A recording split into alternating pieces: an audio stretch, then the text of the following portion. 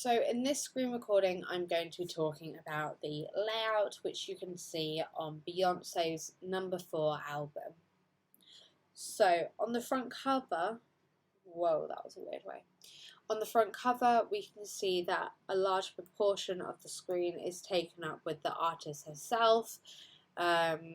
This is really to grab the audience's attention and just make sure that it isn't at all focusing on anything else.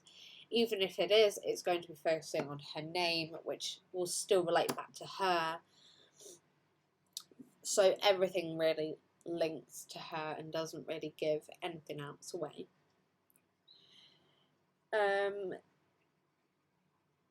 Inside on the image, we can see that the image herself is facing towards the disc. It's also quite central, as I did start to mention before. So the way which she's facing towards the CD, it just draws in more attention to it, even though it is very, very bright red. So yeah, they've all used the same sort of idea and font and everything on the front and back to make sure that it's the same. So it has got quite a simple layout, this middle page, as you can see, so there isn't really any writing at all unless it's on the disc, but that's just to make sure that if it's taken out of the box, they still know where it came from. But apart from that, there is no squabbling or anything like that, or unnecessary writing anywhere, which is pretty good actually. It's pretty good.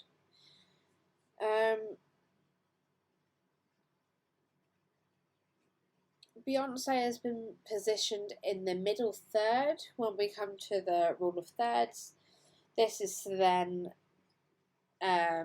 she's completely balanced in the middle and it's not unweighted properly.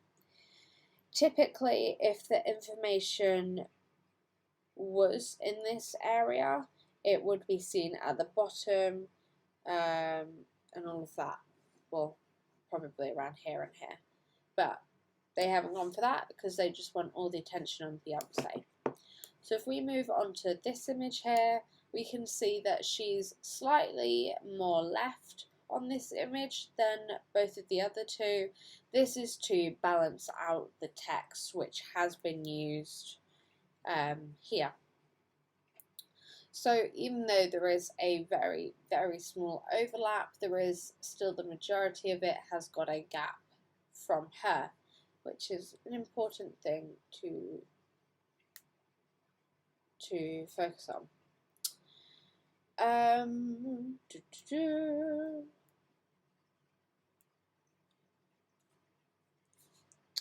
So all the typical information can be seen at the bottom about the studios, distributors, people involved, and literally everything you could think about and want to know, which is important actually. So all of the songs that have been placed on the plain cream wall to ensure that they stand out, which are here. Again, they're not massively imposing or in the way or anything like that, which is good. It's good, I'm not going to lie. Yeah. So that's all that I have to say about the layout and positioning of the digipack itself. It is quite a traditional layout, which is important. It's not really breaking any of the rules, you could say.